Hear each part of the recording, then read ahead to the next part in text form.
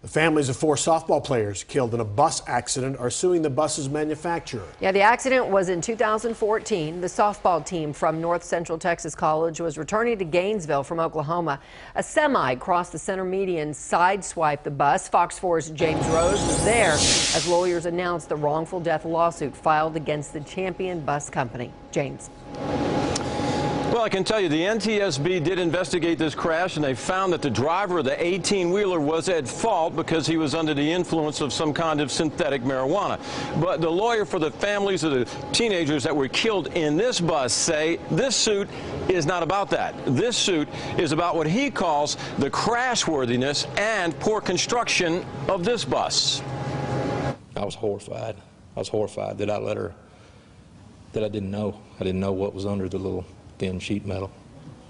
Parents of 3 of the 4 North Central Texas College students killed in a September 2014 bus crash came to Dallas and saw for the first time the bus their daughters died in.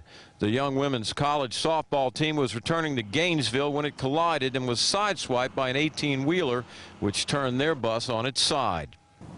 Seeing what it's made of, the foam, the plywood, that our daughters actually rode in this is unbelievable. Had I known what I know now, my daughter would have never been in this. I mean, she died right back there. The reason 4 people died was because they were ejected.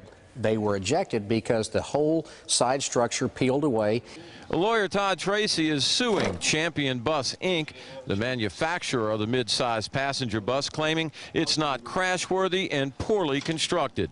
When you look at this vehicle, it's made of wood, it's made of cardboard, it's made of foam, and it's made of 1.5-inch square tubing. You know, I don't know anything about safety rules or safety regulations, but I can't imagine that being something that they would call safe.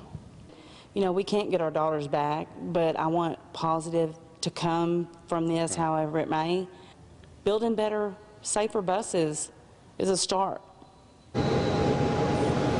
Now, I spoke by phone with Champion Bus, Inc. officials who tell me their buses meet all the NTSB safety requirements, and they also say they dispute all the allegations in the lawsuit that claims their buses are poorly manufactured. Steve? James Rose in Dallas, thanks.